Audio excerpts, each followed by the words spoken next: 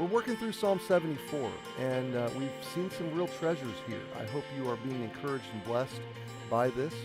We left off yesterday at verse 17 with the psalmist describing the power and the presence of God as active and providential over summer and winter and day and night and these contrasting experiences in life, and kind of bringing that into the experience of blessing and sorrow. And then verse 18 is where we pick up today, and the psalm turns again to yet kind of a different flow. This is like the third part, okay? So part one is the recounting of the destruction of the sanctuary, the temple, and the grief of all that, and the laying out of it to God. Part two is really the declaration that God is still king and he's still working salvation, and that he is God of the blessing as well as the hard stuff, and contrasting that. And now we get to verse 18, where we read this: "Remember this, that the enemy hath reproached, O Lord, and that the foolish people have blasphemed thy name.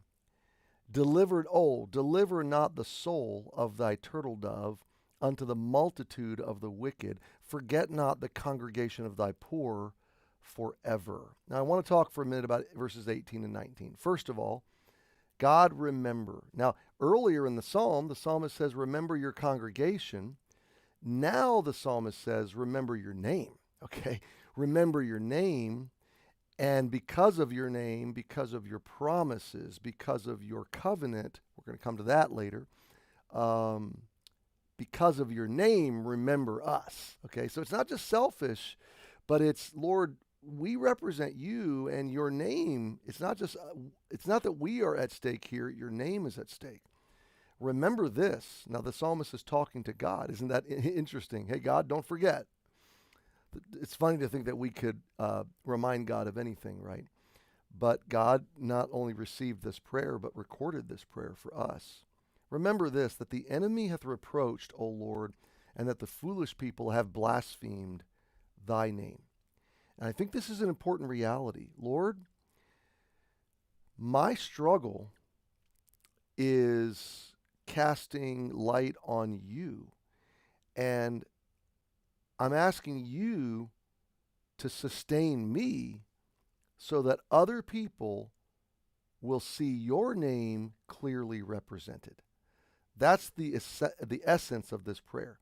God, these people deny your name. The people that are having triumph over Jerusalem right now are pagans. They're blasphemers. They're reproaching the name of God by destroying the people of God. Now, remember, this was ordained of God. So God knows how to keep his name, right? He is chastening. He is cultivating his people forward, and he's using the Babylonian invasion to accomplish that. But from the psalmist's perspective, it's like, God, preserve your name from being blasphemed. Save your name by saving us.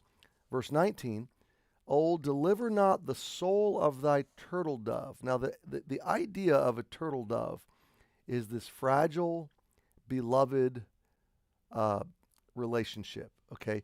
So fragility, but precious. This precious bird. So the reference of turtle dove is a metaphor reference for the nation of Israel being vulnerable and fragile people as a nation, a small, fragile nation, but nonetheless precious and beautiful and cherished to God. And the psalmist is appealing to God on behalf of how he has valued Israel and saying, Lord, deliver not the soul unto the multitude of the wicked. The multitude are the Babylonians, the savage pagan nation of Babylon that has ridden all over Jerusalem and destroyed the city and murdered the people and taken the exiles. Lord, don't let them win. Don't let this be final. Look at the colon. "Forget not the congregation of thy poor forever." Now that's exactly where we were in verse 1 and 2 about forgetting us forever, casting us off forever. Now, again, it's rhetorical because God doesn't forget us, can't forget us, will never let our soul be lost, will never let us be cast off forever. But we are poor, vulnerable, weak. We do come under the influence and power of the enemies of God. And so this is a good prayer to pray when you feel that you are being overwhelmed. Lord, don't let this swallow me up. Don't let this defeat me. Don't let me go. For your name's sake, Lord, sustain me. I'm going through this, but God, don't let this last forever. Lord, remember me. You know what this is? This is a really good prayer. Lord, I need you right now. I need you. So maybe that's your prayer today. Happy Thursday, and we'll see you tomorrow.